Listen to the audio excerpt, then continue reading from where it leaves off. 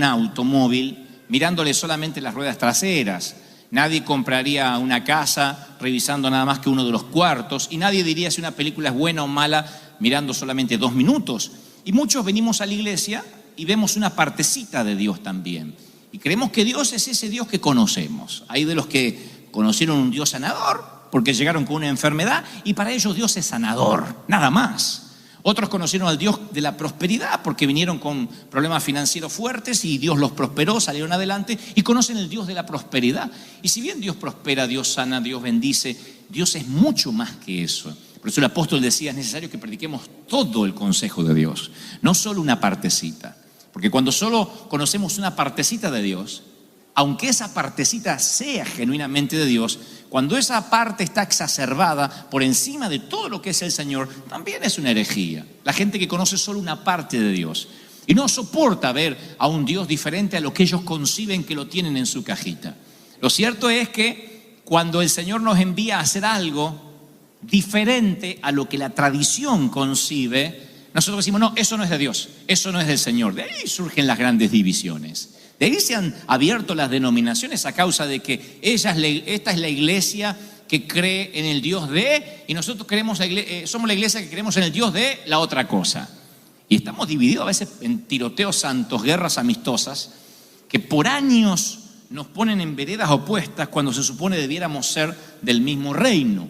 Ahora, las cajitas, los rótulos ayudan a ordenar todo aquello que está desordenado. Ayuda a que el cereal no se derrame, que los libros o los CDs estén por sus títulos.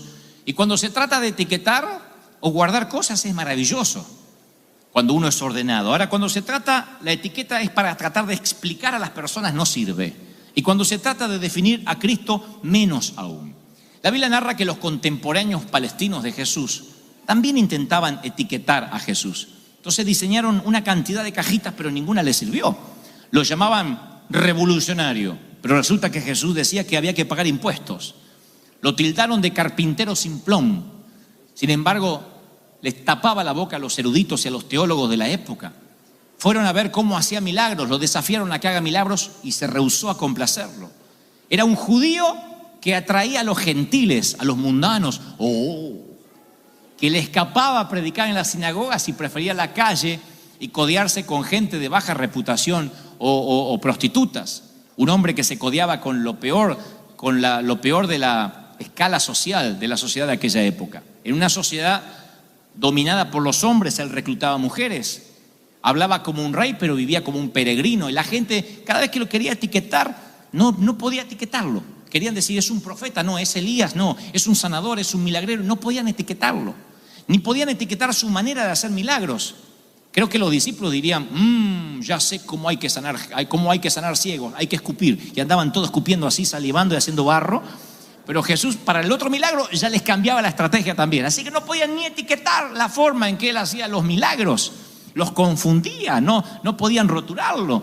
Y hasta el día de hoy la gente sigue queriendo etiquetar a Jesús, poniéndolo en una cajita. Y reducimos a Jesús a un puñado de doctrinas.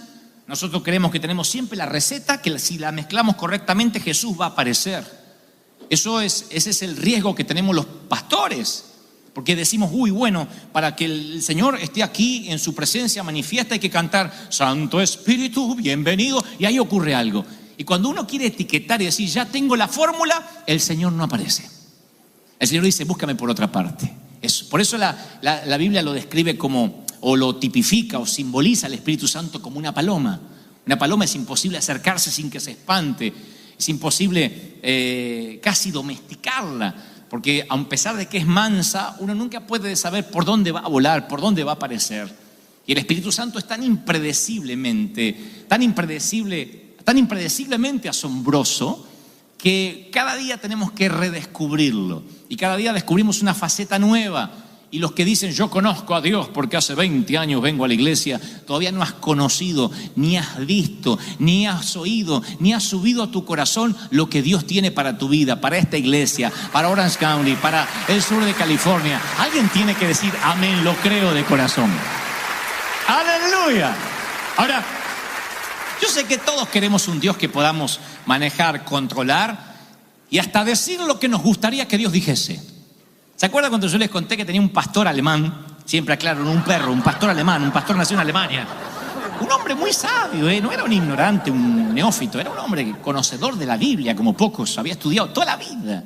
Y de pronto empezó a envejecer y empezó a ponerse senil, como les va a pasar a ustedes. A mí no, pero como les va a pasar a ustedes seguramente. Y junto con su vejez, él empezó a creer que Dios envejecía con él. Entonces sus gustos pasaron a ser lo que le gusta a Dios. Y lo que a él no le gustaba pasó a ser lo que tampoco le gusta a Dios. Porque él empezó a hacerse senil, pero Dios no envejece. Dios es el mismo ayer, hoy, por los siglos. Entonces el alemán decía, la batería y la guitarra eléctrica son instrumentos del demonio, dice la palabra. Lo que le agrada a Dios es el acordeón y el violín, que son los instrumentos que él tocaba. Eso es lo que le agrada a Dios y eso se toca en el cielo, decía el alemán. Entonces un día nos reunimos los jóvenes, yo tocaba batería, así que yo me sentía literalmente tocado. Porque digo, no voy a poder tocar batería, estaba tocando un instrumento del demonio. Entonces un día nos juntamos, tomamos valor, porque al pastor no se le hablaba, sino me había que tomar valor. Dijimos, pastor, dígame, ¿dónde está en la palabra que los instrumentos de la batería y la guitarra son del demonio? Dice, bueno, no está, pero debería estar. Porque a él le gustaba, se ve que había buscado en toda la Biblia, ¿no? Y Satanás cayó desde el cielo con la guitarra eléctrica, pero como no lo encontró, dijo, debería estar. Y todavía hay gente que dice, eso es de Dios, aquello no es de Dios, y etiqueta porque le gusta un Dios que puede controlar y manejar. Y cuando algo sale de esa cajita, dice, es una herejía, eso no es de Dios. A mí me han criticado por años por decir, dice chistes en el púlpito, es un comediante. Ahora, si yo dijera, aleluya, tengo una palabra, diría, ¿qué autoridad tiene el pastor? Si yo pongo cara de estreñimiento de vientre así, digo, esa cara de... No voy a decir más, voy a meter la pata, pero si yo pongo esa cara, dice, ¿qué autoridad el pastor? Y ¿sabés que se paró una mamá con el nene que empezó a llorar? Le dijo, ¡saca ese nene de acá! ¡Qué autoridad! Porque en el subconsciente es que si está muy enojado y que si sale así con cara de estreñimiento fecal es porque la unción lo agarró. Y si no, no está ungido. Y mucho por querer pertenecer a esa cajita nos hemos esforzado por impostar la voz. Lo reconozco. Tengo algunos mensajes por ahí cuando empecé a predicar que yo impostaba la voz, me paraba de determinada manera porque digo, si no, no me van a tomar en serio. Los bigotes no me crecían, así que tenía que aparentar que era un tipo grande y serio. Hasta que descubrí que Dios me había hecho así, que Dios nos hizo así, originales, únicos, que cuando nacimos rompió el molde y dijo, no habrá otro igual. No hay posibilidad que te cruces con alguien igual a ti en la acera, nunca jamás en la vida. Eres único. Eres único, y cuando Dios nos hace único es justamente para que no pongamos en la cajita de la religión lo que Él es, que también es único, es algo que heredamos de Él. Dios es único, es el Dios de Abraham, el Dios de Isaac, el Dios de Jacob, el mismo Dios, pero un trato único para cada quien. Abraham, Isaac, Jacob. Ahora, oigan esto.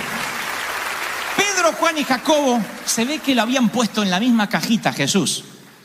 Imagino yo, porque si no el Señor no los hubiese llevado a esa expedición que los llevó a una expedición muy particular, que está en Mateo 17, dice, 6 días después Jesús toma a Pedro, Jacobo y Juan su hermano y los lleva a un monte alto y se transfiguró delante de ellos. Y resplandeció su rostro como el sol y sus vestidos se hicieron blancos como la luz.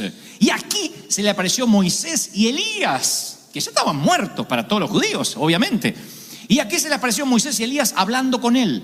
Entonces Pedro, el hispano, abrió boca, dijo, Señor, bueno es para nosotros, dice mi versión Dante habla hoy, bueno, es para nosotros que estemos aquí. Si quieres, hagamos 3 enramadas, una suerte de monumentos. Una para ti, otra para Moisés y otra para Elías. Mientras él aún hablaba, una nube de luz los cubrió. Y aquí una voz desde la nube que decía, este es mi Hijo amado, en quien tengo complacencia. A él oíd.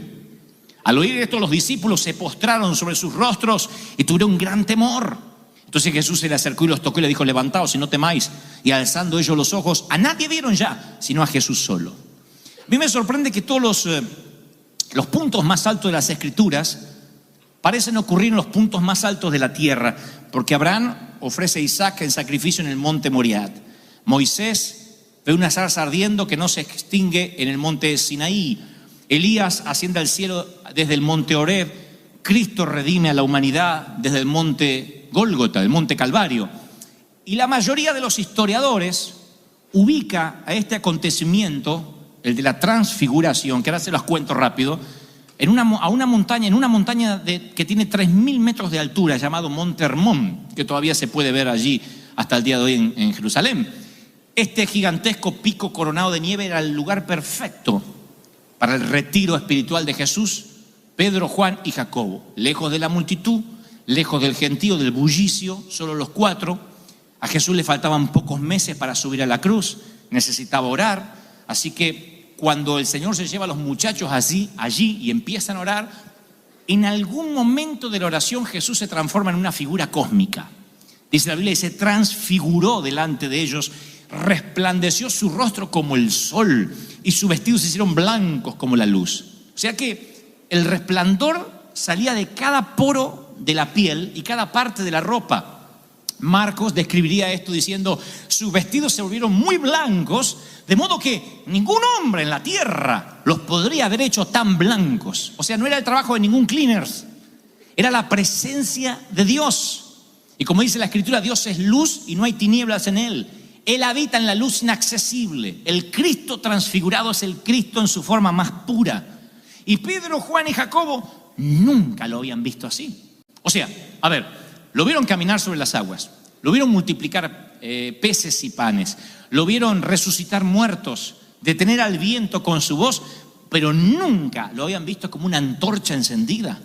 Vieron a Jesús como nunca lo habían visto. Es como si como si el Señor les hubiese hecho un tour por el cielo, pero sin moverse del sitio. Eso fue una experiencia 4D, 5D, todas las D que se puedan imaginar.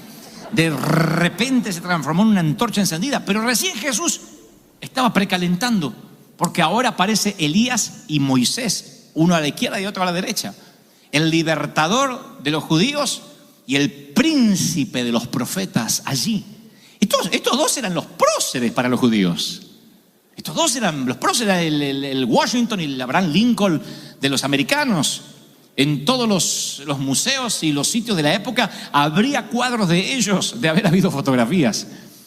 Moisés y Elías eran los próceres y aparecen allí. De pronto es como que el Señor, Dios, corre el velo de la eternidad y ellos cruzan el umbral de la eternidad y vienen hacia aquí y están allí en ese monte y en el fuego de la montaña, ahí al lado del Señor.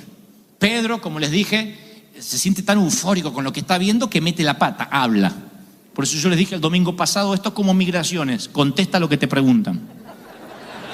Pero ahí nadie le preguntó nada. Pero a Pedro no hay que preguntarle, Pedro siempre habla, va la lengua y después el cerebro al ratito atrás. Así que él habla. Y él dice, este es el momento para redimirme, para decir algo extraordinario. Y dice una torpeza. Dice, ¿por qué no hacemos 3 enramadas? En otras palabras, ¿por qué no hacemos 3 monumentos para ustedes? Están los 3 acá. Y ahí dice la Biblia que Pedro aún hablaba cuando Dios ni lo dejó terminar, porque lo dejaba terminar se iba a irar Dios. Así que ni lo dejó terminar y le dice, este es mi hijo amado, a él oíd. Pero Pedro ya lo quería meter en la cajita a Jesús de los 3 próceres más importantes de la historia. Ya lo quería meter con los otros 2. Y Dios dice, no, él es el único. No dijo, es el mejor de mis hijos, es uno de mis hijos, este es mi hijo amado, a él hoy no hay otro, no hay otro, no hay otro. Y Pedro, Juan y Jacobo ahora se sienten como tripulantes de un submarino llegando a la parte más profunda del océano. Se sienten como astronautas alunizando en la superficie lunar, llegando ahí diciendo, es increíble, han llegado donde nadie había podido llegar antes, sorprendidos, y ven la grandeza del Señor, y dice, se postraron sobre sus rostros. Claro, ante tan grandeza cósmica, se postraron sobre sus rostros y tuvieron gran temor. El fuego de la montaña los llevó al temor de la montaña. Y es un temor saludable. Es el mismo que describió Daniel a decir: a tu presencia temblaron mis piernas. Es un temor saludable. No es un terror, ahora vamos a morir fulminados, sino que es un temor saludable. Del fuego pasaron al temor, porque se dieron cuenta que con quienes caminaban, con quienes almorzaban, con quienes cenaban y hasta dormían, era el que había puesto las estrellas como si fuesen piedras preciosas en el terciopelo del cielo. Se dieron cuenta que ese que estaba allí era el que había alineado las montañas, el que había metido los océanos en sus cauces, el que había puesto el cosmos en su lugar y acomodado los planetas, el que se llevó a los profetas en carros y el que dejó maldiciendo al faraón viendo cómo sus oficiales tragaban agua del Mar Rojo. Ese era él. Ahí se dieron cuenta que cuando él decía: el yo soy el que me ha visto a mí, ha visto al Padre. Ahí entendieron que era Dios. Antes no se habían dado cuenta, o sea, no les había caído, como dicen algunos, no les había caído la moneda. Y los discípulos entendieron a tal punto que pusieron sus caras en el suelo. Y no tuvieron ese miedo que te quita el temor y te quita la paz. Este temor es diferente. Es el temor a cuando Dios sale de tu cajita y Dios es más grande de lo que creías conocer los domingos. Pregunta, iglesia amada, ¿cuánto hace que no tienes ese temor? ¿Cuánto hace que Dios rompió tus protocolos, salió de tus márgenes mentales y lo viste de una manera distinta, divergente, y te agarró temor? Porque cuando te acostumbras, lo sagrado se vuelve común. Cuando dices, todo se trata de hacer la fila, llegar temprano, cantar unas canciones, poner la ofrenda, escuchar el mensaje e ir a casa, metimos a Jesús en la cajita. Cuando los pastores dicen: hey, conozco la fórmula, hasta para que Dios sane, es orar por la sanidad, reprender los espíritus y hacer una fila de testimonios. Ya tengo la fórmula. Ahí puede haber sanidades, pero puede que Dios no esté. Cuando tratamos de meter a Dios en un canon, en una cajita, etiquetamos a Dios, lo sagrado se vuelve común. Y pregunto, ¿cuándo fue la última vez que una nueva comprensión de Cristo te dejó sin aire y te hizo doblar las rodillas? Porque si eso no ocurre, a lo mejor hasta tu oración se ha hecho común, hasta tu manera de adorar se ha hecho común. No importa cuántos años tenga de cristiano, cuántos sea, si haya sido predicador o evangelista o profeta, apóstol, maestro. ¿Cuánto hace que una nueva comprensión de Cristo te dejó sin habla? Si hace mucho que no sientes temor y temblor de Dios por una faceta que no conocías de Él, eso puede que explique tus miedos y tus temores, porque cuando Cristo es grande, los demás temores son pequeños. A medida que tu visión de Cristo se agranda, los temores de la vida disminuyen. Un Cristo pequeño, un Cristo de domingo, no tiene poder sobre las células cancerígenas, no tiene poder sobre los colapsos financieros, sobre las calamidades familiares. Puede ser un Cristo portátil que te cabe en la cartera o en el estante, pero que no hace nada por tus temores.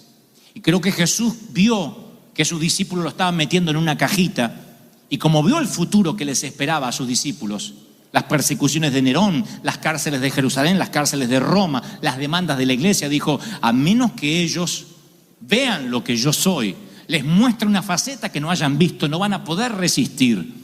Porque un Dios en versión del tamaño de una cajita no les iba a servir, y entonces les quitó los márgenes de las ideas preconcebidas. Se transfiguró delante de ellos.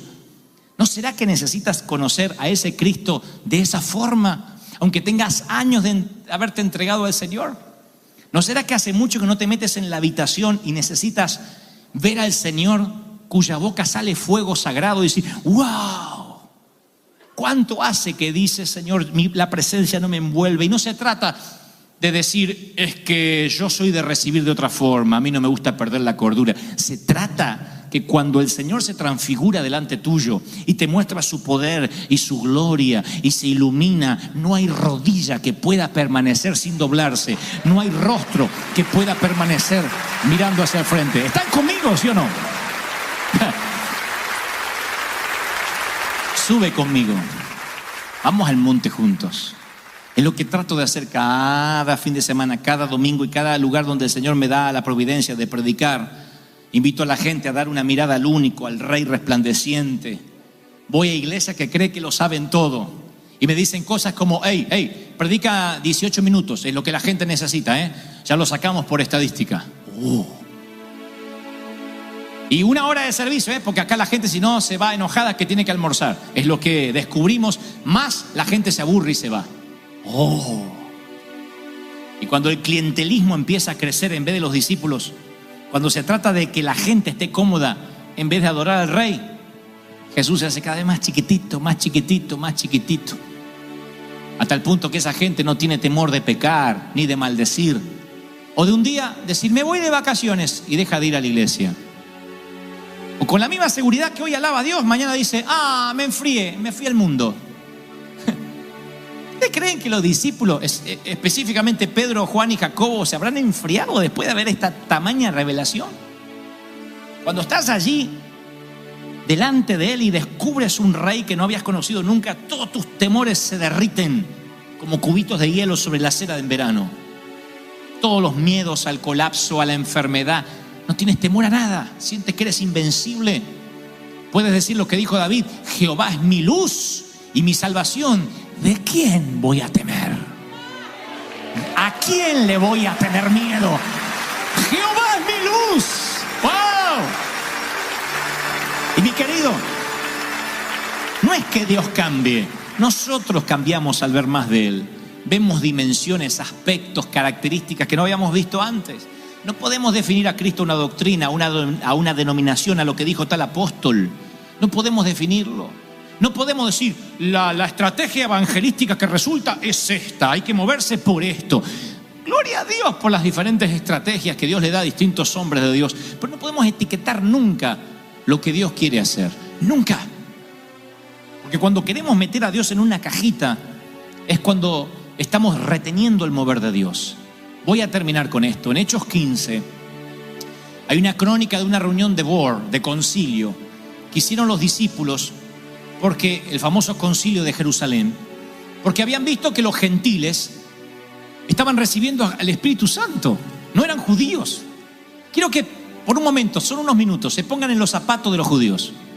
Ellos guardaban la ley, habían leído la Torá, sabía quién era Moisés, quién había sido Elías, sabían todo. Los gentiles venían del politeísmo, de tener muchos dioses. Lo habían adquirido de la cultura griega. No sabían quién era Moisés, no tenían ni idea quién era Abraham, no sabían quién eran los padres de la fe, no sabían nada del Éxodo, no sabían nada, no sabían ni cómo lucían los profetas, ni nada, ni quién había sido Juan el Bautista siquiera. Pero eran llenos del Espíritu Santo y predicaban y ocurrían milagros. Gentiles, no estaban circuncidados, no pertenecían al club exclusivo de los judíos puros. Entonces tenían que hacer algo, o paraban esto para preservar la identidad judía, o lo dejaban estar. Y hubo una discusión ahí acalorada, ¿qué hacemos? Porque los milagros son reales. Sí, son reales. Pablo y Bernabé dicen, sí, son reales. Dios los usa. Yo considero, dice el apóstol, que debemos dejar de ponerle trabas a los gentiles. Vamos a dejar de ponerle trabas, porque le ha parecido bien al Espíritu Santo, aunque sale de nuestra cajita, aunque no lo hubiésemos hecho de esa manera nosotros no le vamos a imponer una carga que no es necesaria. Y el resto es historia. El Evangelio se empieza a extender por todo el mundo con más fuerza que nunca. Mis queridos, estamos al pie del mismo umbral otra vez. El Señor me ha mostrado que viene una enorme cosecha que llega por la gente menos pensada, gente que sabe poco de religión, gente que no sabe mucho de teología. Y ya hay, como en el concilio de Jerusalén, la gente que está diciendo, ¿vamos a detener este mover del Espíritu para salvar el Jesús de la cajita? ¿O vamos a aceptar el riesgo de dejarlos que ellos sigan creciendo? Y nosotros el riesgo de ser incomprendidos por la comunidad religiosa. Porque cuando uno se ensucia con las almas de los hombres, hay gente que le molesta, dice, este es un evangelio poco higiénico. Hay gente que le molesta cuando una iglesia crece. Recuerden lo que nos decían las iglesias cuando queríamos rentar. No, son muchos, son demasiados. Si fuesen 300 le rentamos, pero son demasiados, son muchos. Sí, pero entran en el edificio, sí, pero ensucian mucho. Pero no se trata de salvar almas, pero es mucho problema. Así que hay gente que prefiere tener un Cristo de cajita. No más de 200 personas, tal vez 500 para Easter, y nadie me moleste más hasta la próxima Navidad. Y entonces el Señor viene y dice, me he provisto de un pueblo que no está esperando Easter ni Christmas para adorarme, sino que me adora 24 horas, 7 días de la semana, todo el año. ¿Cuántos lo creen? ¿Cuántos reciben? ¿Cuánto dice el Señor? Lo creo, lo creo, lo creo, lo recibo, lo recibo, lo recibo. Y dice, entonces Jesús se les acercó, los tocó y le dijo, vamos, levántense, no teman. Qué lindo que el Señor te toque así, transfigurado, y diga, levántate, no tengas miedo. Yo tengo una corazonada. Yo creo que Pedro, Juan y Jacobo bajaron de ese monte indestructibles, hasta con cierta arrogancia. Le salió el argentino de adentro así. Yo creo que ellos bajaron del monte así. ¿Imaginan cómo miraron a los demás discípulos? A la gente. Los demás discípulos que no habían experimentado eso, diciendo, andan los soldados romanos por acá. Y ellos habían visto al Mesías transfigurado, hecho Dios. Ellos habían visto a Jesús de una manera tal